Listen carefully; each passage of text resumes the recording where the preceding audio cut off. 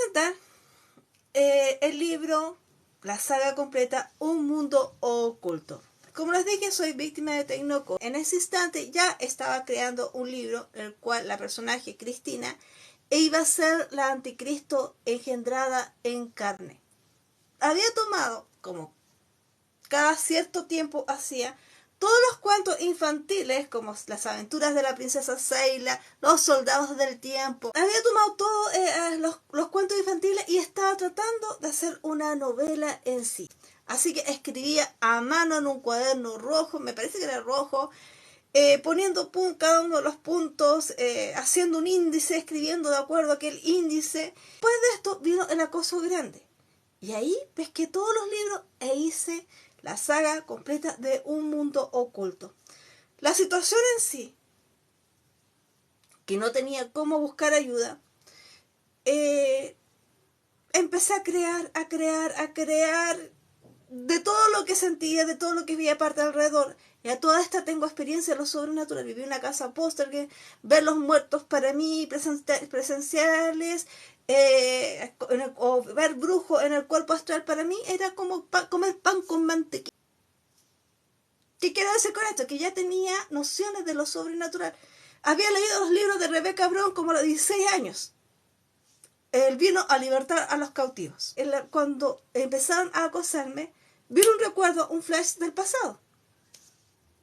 Cuando mi abuelo él era jubilado, se jubiló cuando mi papá tenía como 15 años de edad, era militar, y con sus amistades que hablaban con la mente, telépatas en sí, me enseñaron lo que era la parte de la guerra psíquica, que esto habla en sí. En base a esto, pesqué todo y empecé a crear el libro Un Mundo Oculto. Después quise agregar un poquito más de detalle cuando fui discípula de un Arab Agador de Safed.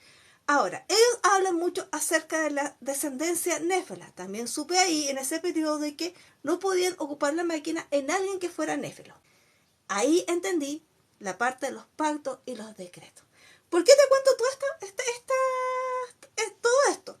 Porque en mi libro se basa de eso, no solamente parte de mi experiencia con lo que es la máquina psicotrónica, sino también de gente que está luchando, batallando en ese instante de todo lo que es las armas psicotrónicas en sí, que son víctimas en sí, están batallando en este sentido. Bueno, así nació Un Mundo Oculto, donde el primer tomo habla acerca de la vida de Cristina, su encuentro con los Hinsparrats, que es la familia de ahí de poder, que es la familia rica, millonaria, que tiene esos contactos con distintas agencias del gobierno y ellos quieren un gobierno mundial. Ahí tomé también a ser descendiente rectificador y todo, parte discipulado con Arab Agador de Safed.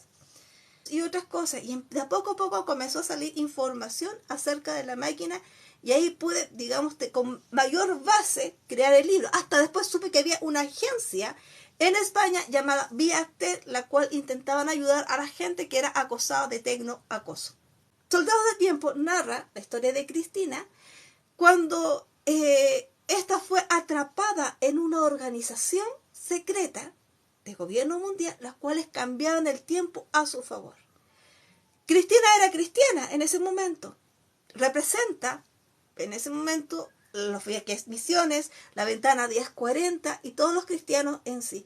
Su lucha con la adversidad al predicar a Cristo y cómo Dios de una forma u otra te liberta y utiliza lo adverso de ese momento para subirte en un trampolín y que su nombre sea exaltado de una forma u otra. Guerra entre Mundos, su nombre original era Las aventuras de la princesa Seila, la cual está enlazada con Siren Mapururu, una sirena, y Sombra Azul, la quinta guerra contra el querubín protector. Seila es una princesa quinceañera, bueno, a esa edad hice el libro, tiene un gran conflicto. Ella va a ser heredera de Azar, un planeta que es gemelo de Apadón, la Tierra y el planeta gemelo. Pero en ese instante su pueblo está sufriendo y ella quiere luchar y ser. Como cabra chica comete muchos errores. Hasta se hace pasar por muerta para ir a rescatar al pueblo. Así tenía de iniciativa rescatar al pueblo. Bueno, en esa época estamos viendo el 73 en Chile. Siren Mapururu, Un amor prohibido, narra la historia de de una sirena, que es Serafín de Agua, que se enamoró del hijo de Luzbel. Querubín de Aina. Ahí narra la historia, una historia de amor, un amor prohibido. Sombra Azul, la quinta guerra contra el querubín protector.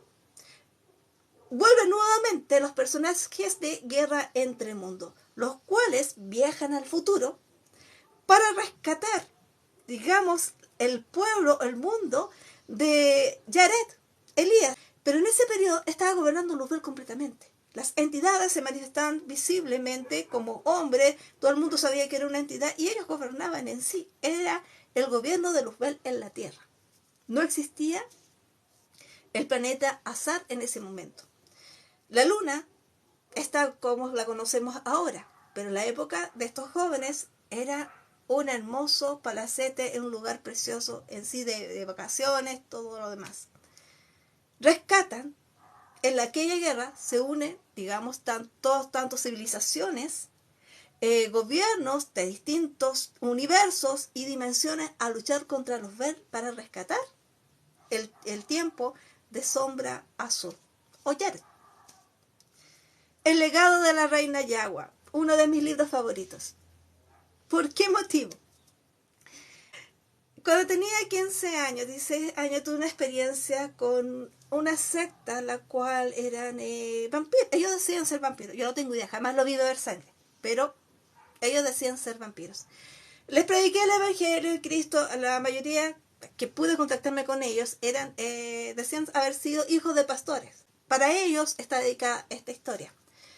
El legado de Yagua. Yagua es una reina la cual viene de Akrais, junto con su hermano Ella se separa del grupo y salta por un agujero de gusano y se encuentra con reptiloides, dragons y el mismo Luzbel, que en esa época Luzbel aún no se había rebelado contra Dios y según la parte judaica le llamaban Samael.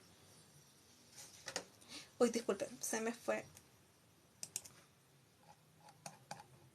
Ahí está. Perdón. Ella, para no ser aniquilada junto con su pueblo, acepta ser transformada su cuerpo en un vampiro. De ahí nace la raza vampírica en sí, y la cual gobierna la tierra en la época de Babilonia, siendo Ishtar la reina en esa época.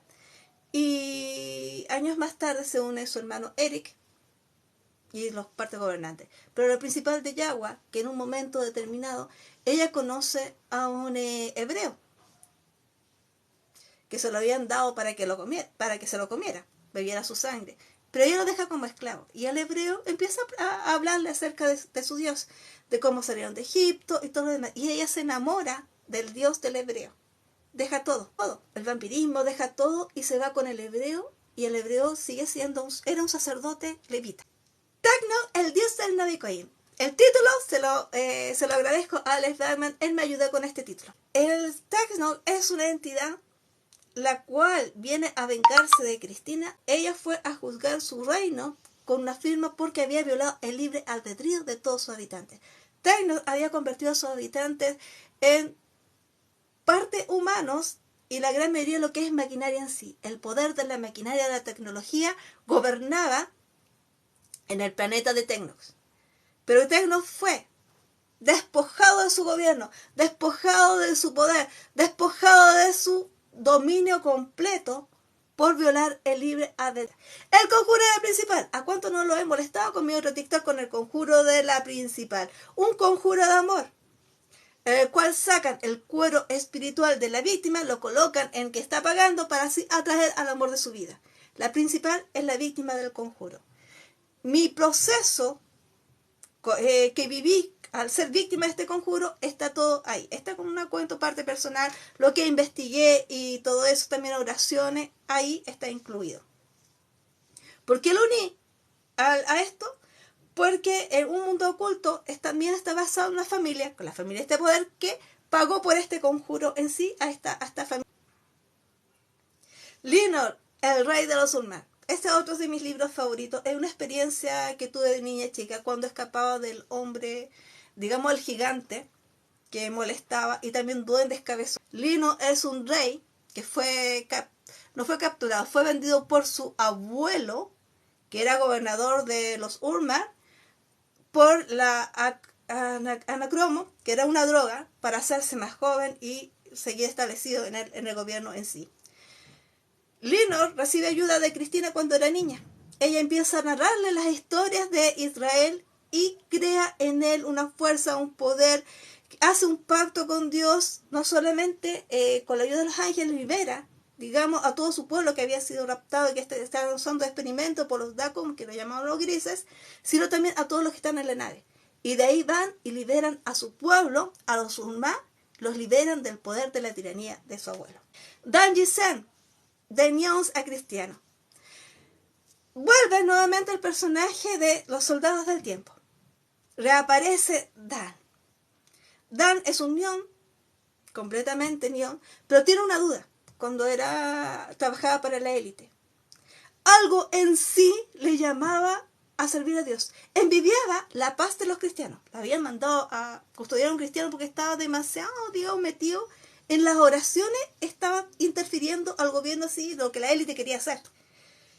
Dan lo vigila con su compañero y todo, pero siente la voz nuevamente, lo que lo molestaba desde que fue creado, siente aquella voz que lo llama. Es capturado por los amos del tiempo, que son el polo opuesto de los soldados del tiempo. Son mismos gente de Akrais, pero fueron en rebeldía contra Eric, el rey vampiro, y están en guerra. Entonces lo capturaron para sacar información en sí, y ahí en ese lapso de la isla conoce a Cristina y acepta a Cristo en su corazón. Se abre un portal y él vuelve y escapa. Se encuentra con Román, un hombre lobo, lo cual también había tenido un encuentro con Cristina, ayuda a escapar de la élite. Él, en un pueblo determinado, conoce a una chica, se enamora de ella, conoce el amor, empiezan a crear la primera rebelión contra el anticristo engendrado en carne. Pero Román, el rey de los hombres bestias, es la historia de Román, el chico que apoyó a Dan en un momento determinado, que había tenido un encuentro con Cristina. En su grupo, él conoce un vampiro, el cual es Dylan.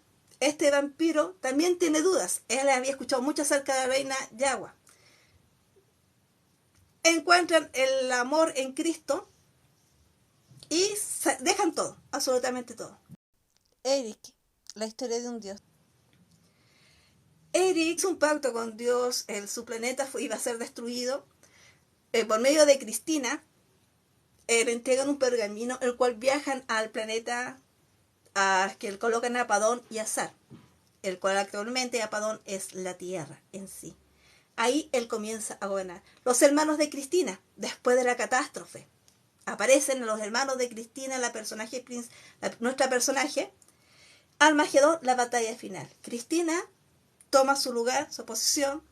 Israel le dio como entrega, por todo el acoso que habían hecho, le entrega dos ciudades grandes que eran como países, y ese se convierte en la parte esta del Apocalipsis, que había un territorio. La gran rebelión, se unen todos los personajes para luchar contra el dragón y la bestia. Se arma, digamos, el Armagedón. Cristina estaba destinada a ser el anticristo engendrado en carne, pero ella decide ser uno de los profetas del Apocalipsis. Luchan contra el anticristo en sí, se gana la batalla. Cristina deja a sus hermanos como gobernantes en la tierra, o lo que quedaba de la tierra, y ya se va al Cione a gobernar. Esa es la historia de Un Mundo Oculto, es la saga completa de los 14 libros. Te invito a leerla, está en Amazon con lectura gratis.